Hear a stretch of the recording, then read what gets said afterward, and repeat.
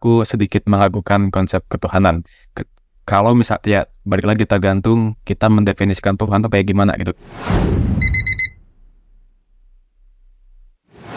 Malam Bro Yadi, Malah Kang, thank you bisa mampir ke channel yang baru ini, channel Tanpa Tembok Project.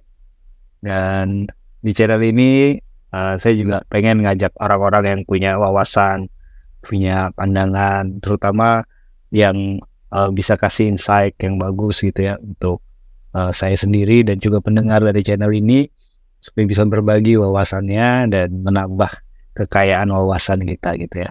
Dan malam hari ini sudah hadir di channel ini, saat ini udah hadir Bro Yandi gitu ya, seorang YouTuber yang saya kagumi juga, tapi kayaknya lebih afdol kalau dijelaskan sendiri oleh Bro Yandi. Siapa sih sebenarnya Bro Yandi ini dan apa yang sedang dikerjain oleh Bro Yandi? Silakan Bro. saya, aduh siapa ya? Saya adalah seorang insya Allah calon konten kreator. Udah ada sih channel YouTube-nya ya, cuman belum gede, jadi saya nyebutnya calon konten kreator. Saya juga adalah pembaca buku, aktif di berbagai komunitas buku, mendapatkan insight tentang filsafat sains sebetulnya bukan di perkuliahan, tetapi di teman-teman komunitas. Karena saya aktif di komunitas buku. Jadi di komunitas buku itu bertemu dengan teman-teman mahasiswa filsafat, mahasiswa yang ngambil fisika dan sebagainya. Jadi saya suka ngobrol dengan itu. But ya, untuk disimpulkan, secara ringkas saya pengen dikenal sebagai seorang konten kreator, pembuat konten. Oke. Dan menariknya ya, yang saya temukan dalam channel-channelnya Bro Yani itu adalah membuat saya mempertanyakan lagi pandangan saya, terutama tentang konsep teis, gitu kan. Jadi saya kayak merefleksi lagi dalam diri saya, apakah pandangan saya tentang ketuhanan ini sudah cukup dalam belum gitu? Atau selama ini saya nggak pernah mempertanyakan itu. Dan lewat konten-kontennya Bro Yadi justru membuat saya jadi, oh ternyata banyak hal yang bisa kita pertanyakan dan bukan satu hal yang salah gitu loh. Justru itu kalau buat saya itu menambah kedalaman iman saya. Nah yang saya mau tanya ini buat Bro Yadi sendiri, apa pandangan Bro Yadi tentang konsep ketuhanan secara umum? eh Pandangan aku tentang konsep ketuhanan ya, aku sedikit meragukan konsep ketuhanan. Kalau misalnya balik lagi tergantung kita mendefinisikan Tuhan tuh kayak gimana gitu kan. Kebanyakan orang, mayoritas orang akan mendefinisikan Tuhan tuh ya Tuhan teistik ya, Tuhan personal gitu loh. Tuhan yang melakukan mukjizat, Tuhan yang melakukan intervensi ke dunia gitu loh. Mengabulkan doa, memberi pahala dan menghukum kejahatan. Itu adalah Tuhan teistik, Tuhan personal. Nah, untuk Tuhan yang seperti itu aku sedikit meragukan bahwa dia tuh eksis gitu loh. Dia tuh ada. Tapi kalau misalkan kita ngomongin tentang Tuhan deistik, Tuhan yang dia menciptakan hukum alam doang, menciptakan semesta beserta hukumnya, lalu setelah itu udah dia menaik, dia nggak ngapa-ngapain, dia nggak mengintervensi alam semesta ini. Nah, untuk bagian yang itu sedikit menaikkan keyakinan aku bahwa dia tuh lebih mungkin ada gitu loh ketimbang Tuhan yang tadi. Berdasarkan dari argumen fine tuning, misalkan argumen moral, misalkan atau argumen yang lainnya gitu. Dan ada jenis Tuhan yang ketiga, itu Tuhan yang dipahami oleh Albert Einstein ya. Tuhan yang bukan supranatural sebetulnya. Tuhan yang bukan personal juga, namun dia adalah Tuhan yang nggak jelas sih sebetulnya. Ada yang mengatakan bahwa ya Tuhan adalah semesta ini adalah Tuhan itu sendiri dan sebagainya lah. Atau biasa yang disebut dengan Tuhan Spinoza ya, atau panteisme gitu. Nah, kalau misalkan kayak gitu, itu udah yakin banget tuh bahwa Tuhan kayak gitu tuh jelas ada gitu. Karena buktinya udah melimpah bahwa ya lihat semesta ini gitu loh. That is God. Jadi untuk konsep ketuhanan seperti itu pandangan aku. Tapi Bro Yadi ada mengkhususkan untuk memeluk agama tertentu nggak untuk Oh, saat ini? ada. Dan kalau melihat definisi tadi ya dari Bro Yadi bahwa ketuhanan itu memang ada, namun mungkin tidak bisa dikotakkan dalam konsep agama tertentu. Lalu sejauh mana sebenarnya agama itu berfungsi buat kehidupan kita manusia? Oh, aku dulu berpikir bahwa agama itu adalah panduan supaya bagaimana kita menjalani hidup. Agama juga adalah kumpulan jawaban atas pertanyaan-pertanyaan dalam hidup kita gitu loh, bahwa ya dari mana kita berasal, kenapa kita ada di sini, kemana kita selamat mati gitu loh. Dan aku dulu menemukan jawaban yang memuaskan itu dari agama gitu loh. Kayak ada beberapa temanku yang bilang, dan tidaklah kami menciptakan manusia dan jin kecuali untuk beribadah kepadaku. Salah satu ayat dalam kitab yang dia yakini. Jadi itu tuh adalah sebuah agama tuh adalah jawaban gitu, untuk pertanyaan-pertanyaan itu. Nah, cuman masalahnya itu dulu aku memahaminya kayak gitu. Cuman masalahnya sekarang itu aku kayak meragukan. Kenapa? Karena balik lagi bahwa kita mempunyai jawaban-jawaban yang sebetulnya lebih baik gitu loh, yaitu jawaban dari secara saintifik ya. Tapi aku juga nggak mau kayak New Atheist bahwa ya kita udah mempunyai jawaban yang lebih baik nih, yaitu dari sains, makanya kita mesti tinggalin agama atau agama nggak guna gitu. No, aku nggak memahami agama seperti itu gitu loh. Bahwa aku memandang bahwa agama itu masih bisa kita gunakan, bukan untuk mencari jawaban alam semesta ya. Kayak misalkan klaim-klaim bahwa sebelum semesta adalah ada ini diciptakan oleh ini. Nah, untuk bagian itu aku meragukan, tetapi aku memakai agama tuh kayak sebagai pengharapan gitu, sebagai pengharapan, how to behave gitu, sebagai sumber dari moral.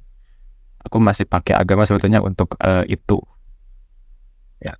Dan sepertinya dengan konsep seperti itu, paling tepat agama untuk dunia ini adalah agama yang bisa dianut oleh semua orang di dunia gitu. One religion gitu, one word. Seperti itu nggak yang masa depan ideal yang diharapkan oleh seorang Boyani?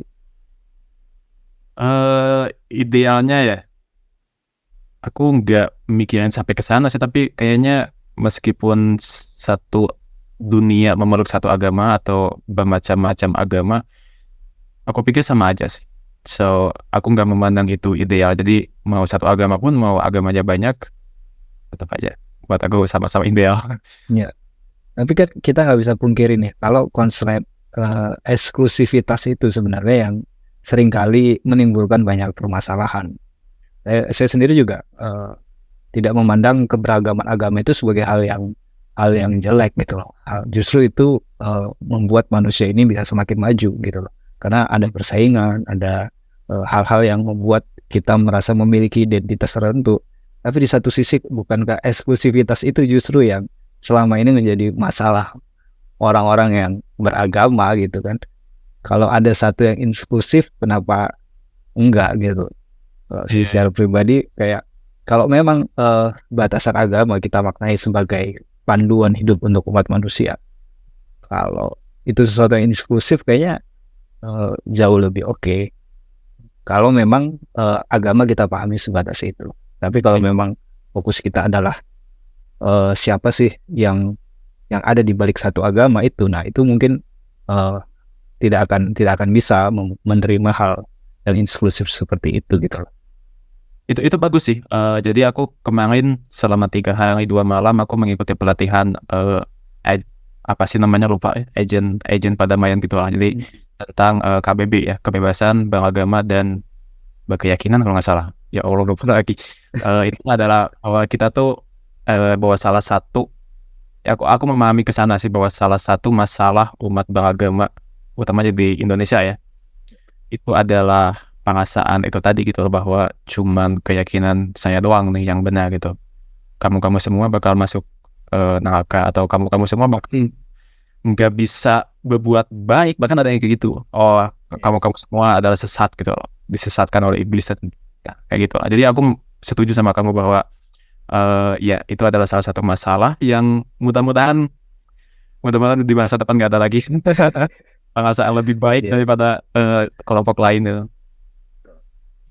Dan memang kalau kita lihat semakin kesini agama itu semakin berevolusi juga ya, di hal-hal yang seperti di dalam Kristen saja ada hal-hal yang berkembang gitu, sampai ada yang namanya Kristen progresif dan Kristen liberal, hal-hal yang sebenarnya bukan satu yang salah, tapi justru itu menambah keberagaman dalam agama itu sendiri dalam lingkup internal kekristenan gitu ya. Dan malam ini sebenarnya satu topik yang mau saya bahas untuk Yadi itu topik yang ada hubungannya masih dengan ketika kita mengaku sebagai orang yang beragama, percaya Tuhan. Tentu kita percaya pada yang namanya kehendak bebas dan takdir gitu kan. Nah, menurut Bro Yedi sendiri kehendak bebas itu yang seperti apa dan takdir itu yang seperti apa? Aku udah lama sebetulnya nggak baca. Aku terakhir baca buku Sam Harris itu udah beberapa bulan yang lalu lah. Aku memandangnya bahwa perdebatan apakah kita mempunyai kehendak bebas atau enggak itu cukup rame ya. Jadi ada 3 paham nih. Pertama paham deterministik bahwa ya kita nggak punya kehendak bebas, bahwa semesta ini udah mungkin aku bisa boleh bilang takdir gitu ya, udah takdirkan seperti itu gitu ya. Jadi maksudnya kalau misalkan aku balik lagi ke tahun pertama ketika semesta lahir, press play sampai saat ini itu tuh akan sama lagi kayak gini gitu loh, bahwa aku bakal balik lagi ke sini ngobrol sama kamu, ngomongin tentang agama, ngomongin tentang kehendak bebas, Bapak Prabowo akan terpilih kembali gitu dan sebagainya, itu sama gitu ya, itu deterministik, and we have no free will whatsoever di dalamnya gitu loh. Pandangannya kedua yaitu di sebelah sininya itu adalah kehendak bebas, yang memandang bahwa ya mungkin aja deterministik itu salah gitu, bahwa kita punya lah pilihan. Sepaham aku kayak gitu ya, tapi kalau misalkan salah mohon dikoreksi gitu. Tapi tengah-tengahnya ada nih, tengah-tengah yang bukan kehendak bebas, bukan determinisme, tapi ada kompatibilisme. Kompatibilisme itu adalah that you have free will, kamu tuh punya kehendak bebas di dalam dunia yang deterministik gitu. Tapi aku nggak bakal ke kompatibilisme ya. Aku akan cuma ngomongin argumen bantahan untuk free will doang. Karena kalau misalkan kamu tanya aku apakah aku percaya apakah saya punya kehendak bebas atau enggak, aku bakal jawab nggak tahu. bukan jawab enggak atau jawab iya, aku bakal jawab nggak tahu, karena seperti jawaban Profesor Landau kemarinnya. BTW aku kemarin udah ngobrol sama Profesor Landau. iklan nih nanti insya Allah aku upload. Aku sempat nanya ini nih, do you believe in free will? Do you believe that we exist? Dan dia bilang, dia bilangnya apa ya? Lucu juga sih, dia bilangnya pada hari Senin Selasa aku nggak percaya, pada hari Rabu Jumat percaya. Terus aku jawab, aku nggak paham joke-nya. Terus dia jawab, I don't know, aku nggak tahu. Kenapa nggak tahu? Karena argumen untuk kedua sisi ini itu tuh sama-sama kuat. Nah, jadi aku akan memakai jawaban yang sama, bahwa aku tuh nggak tahu gitu loh. Di posisi aku ya, apakah aku deterministik, apakah aku punya kehendak bebas, atau aku kompatibilis. Aku jawab aku nggak tahu. Tapi kalau misalkan Mas nanti mau ngomongin tentang argumen untuk membantah free will, siap, oke, aku layani. Boleh dikemukain itu bro. Oke. Untuk kehendak bebas, biar kita bahas satu-satu gitu. Nah, oke. Argumen dari kehendak bebas nih yang setahu aku ya, itu berasal dari 2 sih. Ada dari secara saintifik, ada dari filsafat gitu. Kalau dari secara saintifik itu berasal dari neuroscience dan berasal dari fisika. Cuman fisikanya bukan fisika mekanika kuantum, tapi fisika Newtonian. Karena ada beberapa ahli fisikawan yang memandang bahwa justru mekanika kuantum itu membantah semesta yang deterministik. Ya, itu membantah akan bahwa kita punya, itu membantah deterministik, itu membuktikan bahwa kita punya kehendak bebas. Itu mekanika kuantum ya. Meskipun itu didebat juga sama beberapa ahli fisika bahwa ya mekanika kuantum ya itu di dunia kecil lah, it has nothing to do with dengan kehidupan kita sekarang gitu. Kurang lebih kayak gitu. Untuk para fisika, dia itu ngomong, ini dari fisika dulu ya, dari bukan nanti aku ngomongin tentang filsafatnya, argumen bantahan untuk free will. Jadi kalau dari fisika itu kurang lebih kayak gini, semua yang ada di semesta fisik itu ditentukan oleh hukum alam. Jadi memakai asumsi tersebut ya, asumsi bahwa semua yang ada di semesta ini itu tuh ditentukan, digerakkan, atau dalam bahasa Inggrisnya governed by laws. Dia ditentukan, digerakkan oleh hukum gitu ya. Nah, kalau kita memakai asumsi tersebut, manusia itu juga adalah menjadi subjek yang digerakkan oleh hukum itu. Semua pikiran kita, semua tindakan kita yang kita ambil, itu tuh adalah motion of particle, itu adalah pergerakan dari partikel. Yang mana partikel itu juga digerakkan oleh hukum-hukum yang mengatur, yang sama dengan yang mengatur Jupiter lah, atau benda-benda langit lah, dan sebagainya gitu. Kurang lebih kayak gitu lah, tapi nggak cukup menarik ya kalau udah fisika sebetulnya. Kalau yang lebih ekstrem lagi siapa sih Laplace, jadi dia pernah ngomong iblis Laplace gitulah. Aku lupa bagaimana tepatnya iblis Laplace itu, tapi dia kayak, aku ingat kuatnya sih, bahwa si iblis ini dia kan mengetahui semua hukum ini, dia adalah makhluk super cerdas gitu loh. Dan Laplace bilang, bagi si iblis ini gak ada yang gak pasti. Ini puitis banget sih kata-katanya. Masa depan, begitu juga masa lalu, itu akan tampak seperti di mata sekarang. The future as well as the past would be present to its eyes. Itu puitis. Tapi untuk argumen fisika sebenarnya aku nggak terlalu di ini sama argumen fisika ya. Cuman yang aku meragukan kehendak bebas itu sebetulnya dari filsafat. Jadi kalau dari filsafat itu intinya adalah dari ucapan si Schopenhauer ya. Aku meyakini, aku sangat mengamini Schopenhauer gitu. That we can do what we want, but we cannot will what we will gitu. Oke, gini. Ada dua hal yang mesti benar kalau misalkan kita punya kehendak bebas. Jadi aku akan meyakini bahwa kita punya kehendak bebas kalau ada dua hal ini. Kalau dua hal ini benar. Hal yang pertama, kita mesti menyadari, kita mesti mampu untuk menyadari semua hal yang mempengaruhi kita. Apa aja? Lingkungan, pengaruh masa lalu atau didikan orang tua, sampai aktivitas hormon yang terjadi di otak kita. Kita mesti mampu untuk menyadari hal itu gitu loh. Kedua, selain mampu untuk menyadari, kita juga mesti mampu untuk mengendalikan hal-hal itu. Nah, setahu aku kedua hal ini nggak benar kan? Kita nggak mampu untuk menyadari semua hal yang mempengaruhi tindakan kita tadi, kayak lingkungan, pengaruh masa lalu, didikan orang tua, atau bahkan kita, ini yang paling sulit sih, kita nggak menyadari dan nggak mampu untuk mengendalikan aktivitas otak kita gitu loh. Sedangkan otak kita yang mengendalikan apapun perasaan kita atau tindakan kita gitu loh. Kalau dari neuroscience itu ada penelitian si Benjamin Libet, cuman Benjamin Libet itu beberapa kali disanggah ya bahwa ini mitos kalau misalkan dikatakan bahwa ini membantah kehendak bebas. Jadi aku nggak bakal pakai penelitian Benjamin Libet ya. Aku cuman pakai apa yang diceritakan oleh Stephen Hawking. Jadi Stephen Hawking itu dalam buku The Grand Design, dia pernah ngomongin ini loh, tentang kehendak bebas. Jadi dia ngomongin ada dokter bedah, sebuah eksperimen dokter bedah yang dia memberikan rangsangan kepada pasiennya, kepada otak pasiennya, dan ketika si otaknya dirangsang, itu menyebabkan si pasiennya kayak pengen menggerakkan tangan lah, kayak pengen berbicara lah, kayak pengen melakukan apa lah. Itu setelah dikasih rangsangan ya.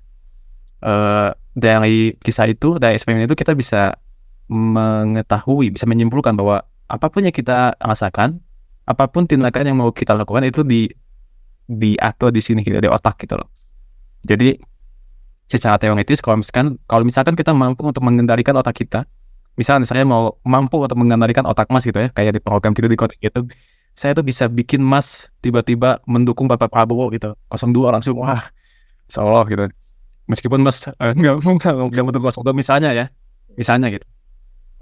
Tapi secara teoritis kalau misalkan saya bisa mengendalikan otak Mas, saya bisa mengendalikan semua yang Mas rasakan, semua tindakan Mas, dan mungkin kehidupan Mas gitu loh. Balik lagi ke filsafat. Maaf ya kalau agak bolak-balik ya. Balik lagi ke filsafat. Kita ambil pilihan yang manden, yang remeh gitu loh.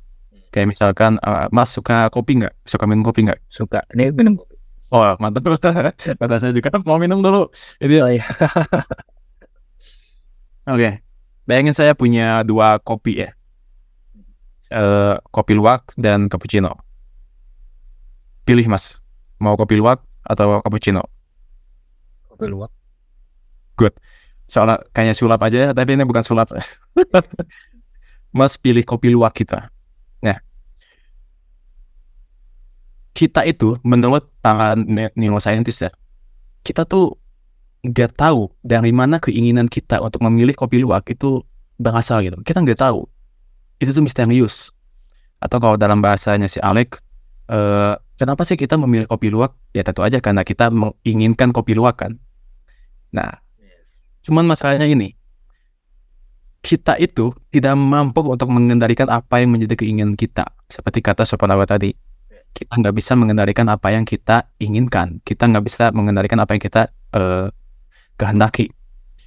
Misal gini, pikirkan sesuatu hal yang kita nggak mau.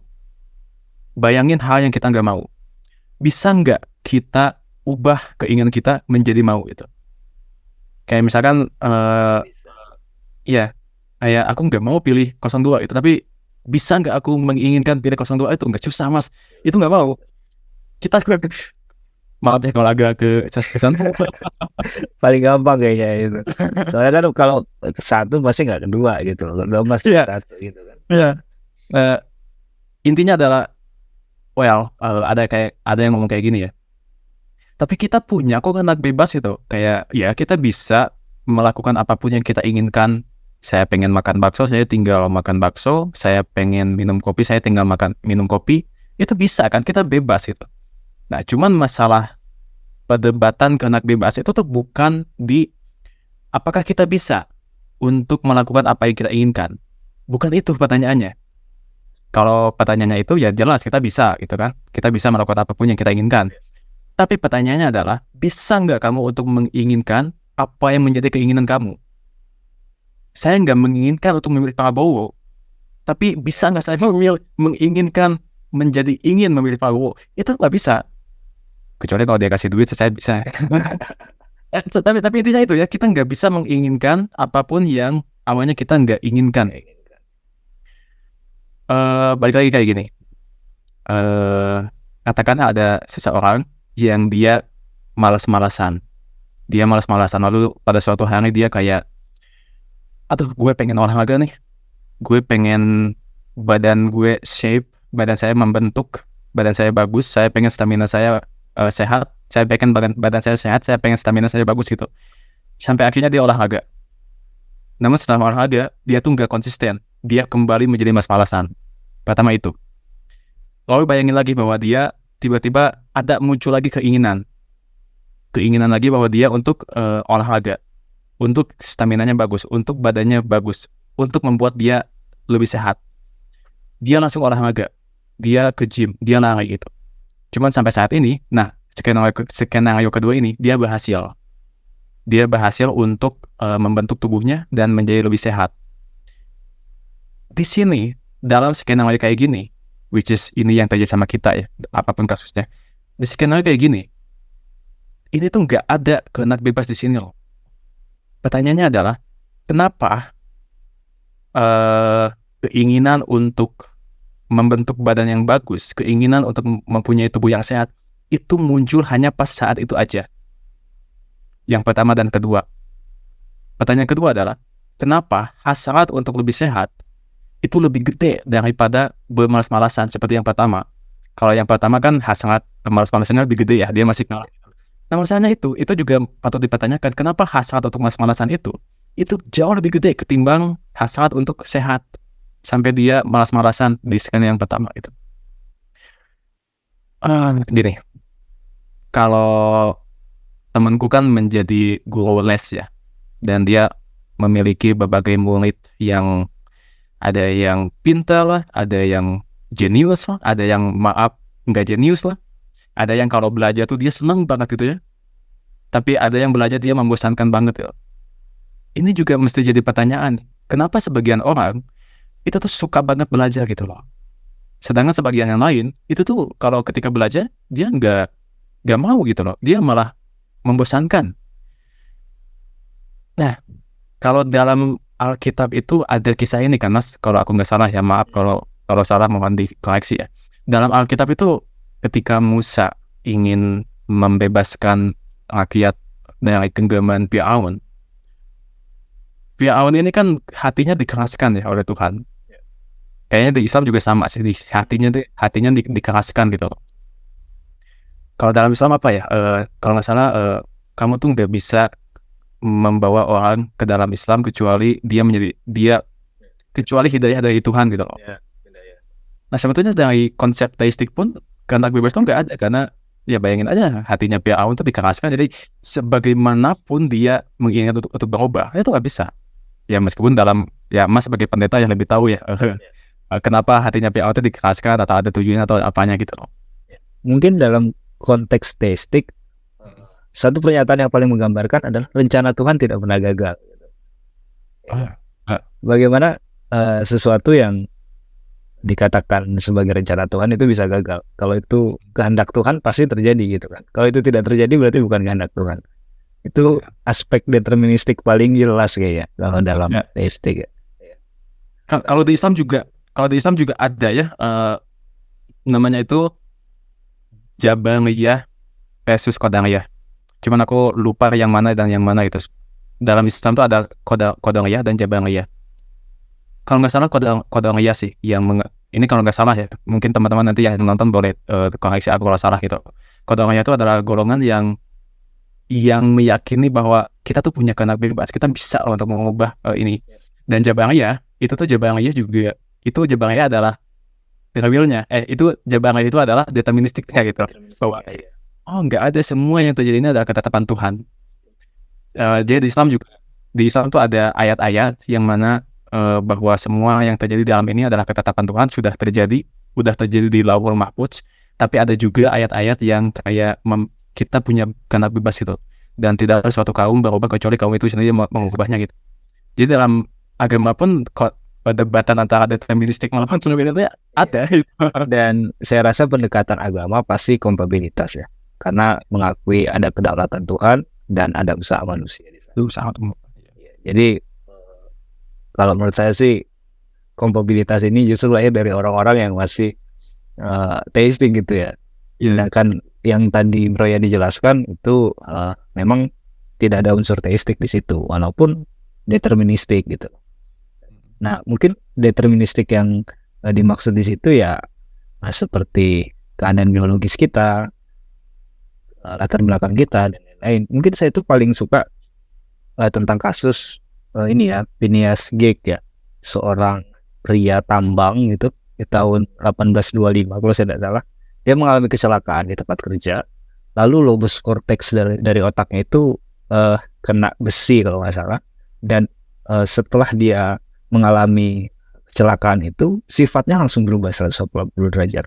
Dia yang tadinya seorang yang baik, taat agama, dia yang tadinya seorang bertanggung jawab, dia pemimpin, lalu berubah semuanya. Dia jadi orang yang jahat, dia jadi orang tidak bertanggung jawab, bahkan dia dipecat dari pekerjaannya, dan jadi dia jadi orang berbeda benar-benar gitu.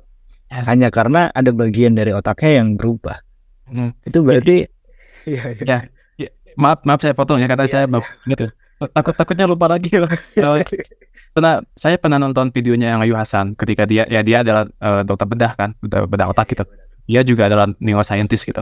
Dan dia menceritakan satu kasus di mana ada seorang mahasiswa yang dari SMA-nya sebetulnya dia cerdas banget, dia pintar banget ya.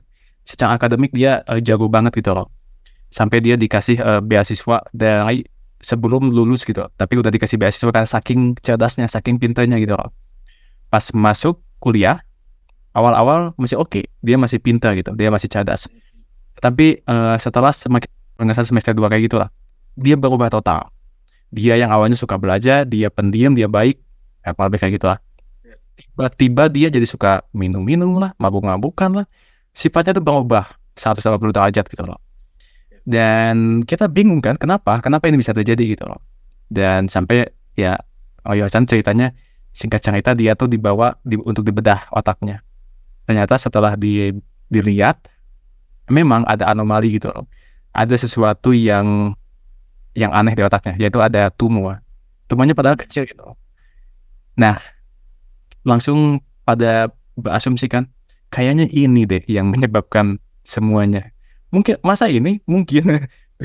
dioperasi gitu kan, dioperasi, diambil tumornya segede kacang hijau, dia bilang segede kacang hijau, dan setelah diambil balik lagi deh dia menjadi mahasiswi yang cerdas, mahasiswi yang berbakat secara akademik dan sebagainya.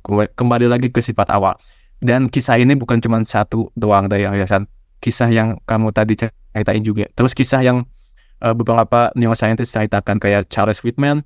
Ini kalau Charles Whitman tuh aku nggak bisa konfirmasi ya apakah ini benar atau hoax gitu loh.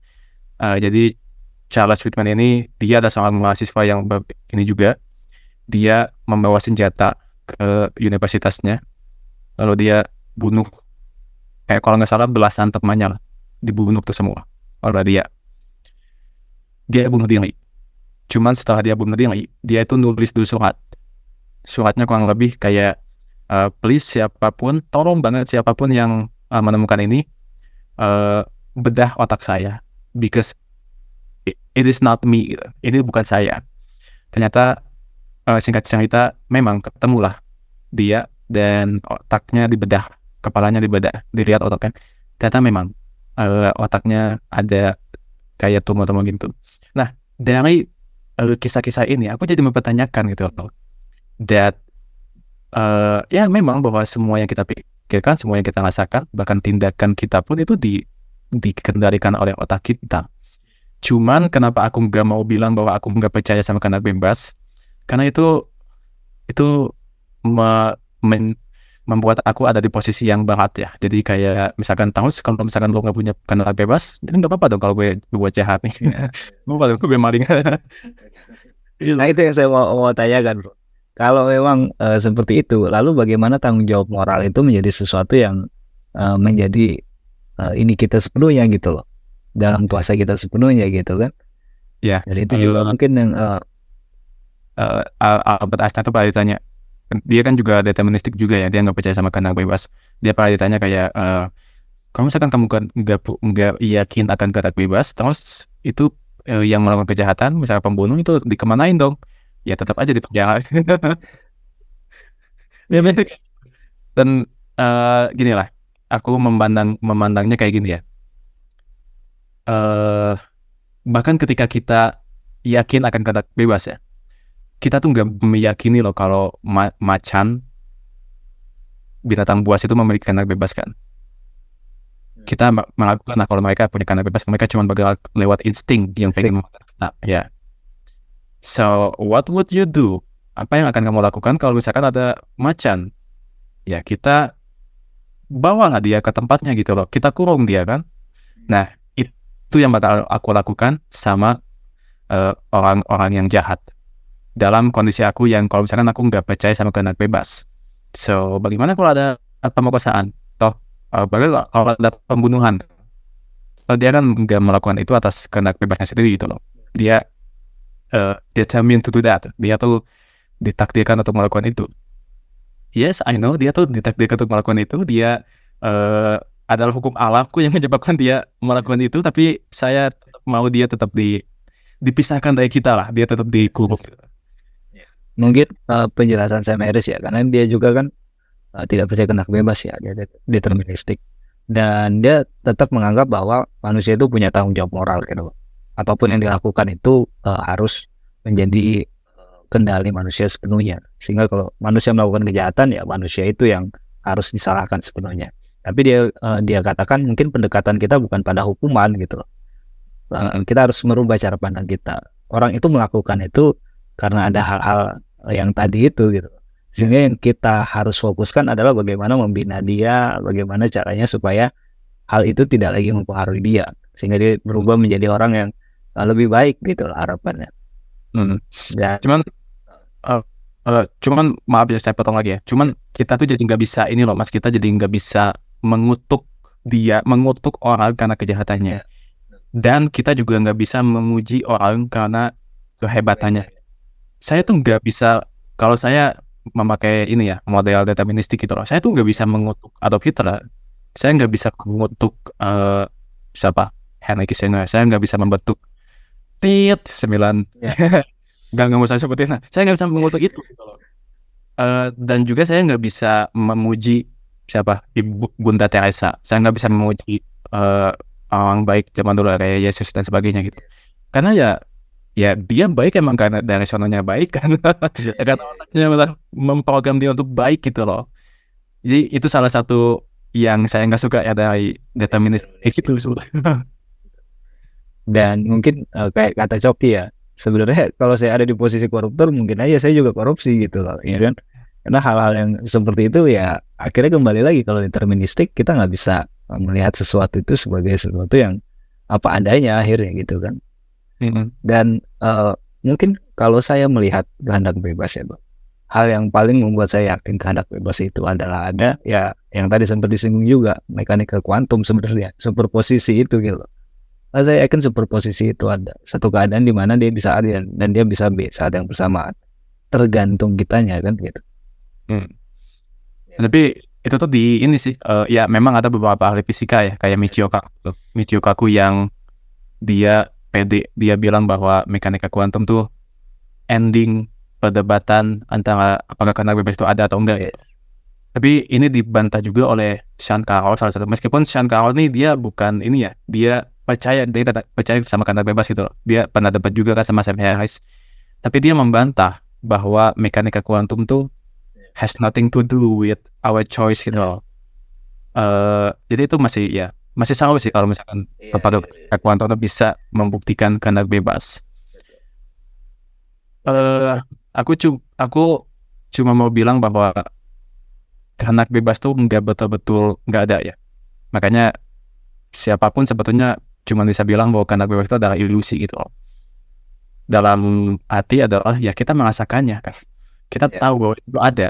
Kita merasa bebas itu gitu loh. Dan sangat sulit untuk merasa bahwa kehendak bebas itu nggak ada gitu loh, bukan bagian dari kita gitu. Karena itu benar-benar terasa nyata kan dalam hidup kita.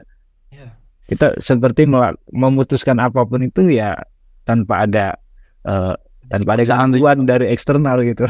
Ya. Itu salah satu kompatibilisme kan. Kompatibilisme itu adalah as long as you bebas dari faktor eksternal luar, ya kamu tuh dikatakan bebas gitu. Cuman kalau nggak salah Sam Harris itu kan pernah bilang kayak gini ya, kamu tuh merasa bebas selama kamu selama kamu senang dengan tali-tali yang mengendalikan kamu. Kurang lebih kayak gitu, aku lupa lagi. Itu juga jadi cover bukunya dia kan. Ya. Oke. Tapi ada sih satu keadaan di mana kita tuh merasa susah untuk merasa bebas, kayak misalkan when we being emotional, misalkan kayak kita misalkan putus cinta ya, kita kan emang susah banget tuh untuk mengendalikan apa yang menjadi keinginan kita gitu. Kalau lagi emosional, kalau lagi cemburu lah, kalau lagi putus cinta lah, kalau lagi betul-betul sangat down gitu, itu kita di sana merasakan banget bahwa kita nih susah untuk mengendalikan apa yang kita lakukan gitu. Tapi ya poinnya balik lagi ya, bahkan ketika kita merasa bebas pun, ketika kita masih merasa jernih gitu, kita merasa pengen bakso nih. Nah itu tuh keinginan pengen bakso itu tuh muncul dari mana gitu ya, muncul dari mana ya, tiba-tiba pengen aja kan bakso gitu. Kenapa harus bakso gitu kan? Nah, kenapa ayam goreng saat itu? Nah itu kenapa mesti bakso ya? Kenapa bukan bakso? Kenapa mesti bakso? Kenapa bukan yang non bakso gitu? Itu tuh misterius gitu. Itu nggak bisa kita kendalikan. Dan sepertinya manusia itu juga ya kalau kita nggak punya kehendak bebas ya, maka makna itu menjadi sesuatu yang kayak tadi gitu loh, sesuatu yang nggak bisa kita tahu benar-benar. Saya rasa justru makna itu ada dari kehendak bebas, dan itu juga yang diyakini oleh Ben Shapiro gitu kan. Ben Shapiro benar-benar yakin bahwa Tuhan itu ada ya karena kehendak bebas, justru itu yang mendasari dia. Dan nantinya jika kita memang bisa membuktikan, dan saya rasa tidak akan pernah bisa kita buktikan apakah kehendak bebas itu ada atau tidak ada gitu ya. Ya nantinya kita justru akan mengalami sesuatu yang ya sudah kalau begitu gitu, tidak akan menambah makna apa-apa lagi dalam kehidupan kita gitu.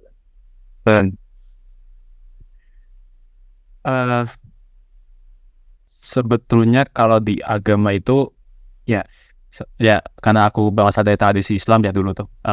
Agama tuh emang lebih condongnya ke sana sih, ke kompatibilisme gitu. Jadi ya meskipun kita punya sense of freedom, kita punya perasaan kebebasan, kita bisa mengendalikan suatu keadaan, mengubah suatu kaum gitu, mengubah sebuah keadaan gitu. Tapi ya ujung-ujungnya tetap bahwa that he's the boss man. dia yang mengendalikan kita gitu. Dan semua yang kita lakukan, jodoh kita, apa yang kita lakukan itu udah tertulis di Lauhul Mahfudz kalau di Islam ya. Itu udah tertulis di sana lah. So aku tapi kalau pandangan kayak gini kayaknya jadi nggak tegas gitu nggak sih, atau Nggak tegas, atau apa? di dalam Kristen aja itu jadi doktrin gitu. Ada yang percaya predestinasi gitu kan. Tuhan sudah menentukan sesuatu, bahkan keselamatan itu sendiri. Jadi sudah ditentuin orang-orang yang selamat dan tidak selamat gitu. Dan saya nggak percaya itu. Saya sangat sulit menerima bahwa Tuhan sudah menentukan orang-orang untuk nggak diselamatin. Kayak nggak gitu nih gitu kan. Iya, keselamatan itu sesuatu yang kalau memang itu ada gitu ya, dan bukan untuk semua orang. Masa Tuhan menentukan ada yang selamat dan tidak selamat? Balik lagi itu doktrinal gitu. Bahkan di agama sendiri, kedaulatan Tuhan itu menjadi sesuatu yang tidak bisa disepakati. Sejauh mana Tuhan itu berdaulat gitu lah, sampai batasan-batasan mana Tuhan itu berdaulat dalam hidup seseorang. Ya saya bilang tadi kayak kehendak Tuhan aja. Kalau sesuatu yang buruk terjadi dalam kehidupan kita dan itu adalah kehendak Tuhan, sampai sejauh mana kita bisa yakin bahwa Tuhan mau sesuatu yang buruk terjadi dalam hidup saya kan? Balik lagi ke problem of evil kan jatuhnya, masalah penderitaan itu sendiri. Saya ada pertanyaan jadi ingat nih, bahwa Judas dia adalah yang berkhianat ya, dia yang membuat Yesus itu disalib. Sampai akhirnya karena Yesus disalib kita ditebuskan. Tapi masalahnya itu juga bisa terjadi karena Judas loh. So nah pertanyaan saya adalah, Judas ini apakah dia melakukan pengkhianatan ini dengan kehendak bebasnya sendiri? Which aku yakin kamu bakal jawab iya ya, karena kita punya kehendak. Dan dalam agama Kristen itu, pandangan kamu sebagai seorang pendeta, apakah kita pantas untuk mengutuk Judas gitu loh? Karena kan dia cuma menjalankan cosmic plan gitu loh, menjalankan konspirasi alam semesta kan dia udah direncanain dari awalnya kayak gitu kan. Iya, dia kan ya bayangin aja kalau misalkan nggak ada dia, kalau misalkan dia nggak berkhianat, Tuhan tuh nggak bakal disalib loh, dan kita nggak bakal ditebus. Nah, jawaban kamu gimana?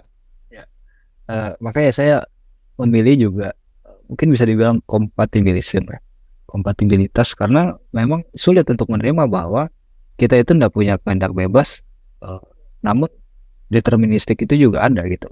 Tapi karena saya seorang pendeta dan saya beragama, saya yakin semua yang bersifat deterministik itu pasti kembali kepada Tuhan gitu.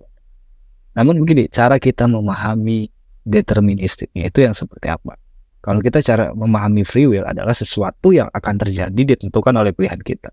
Tapi kalau deterministik, apakah sesuatu yang akan terjadi sudah ditentukan, atau sesuatu yang sudah terjadi, sudah ada, lalu kita menjalankan itu sesuai dengan timelinenya kita gitu.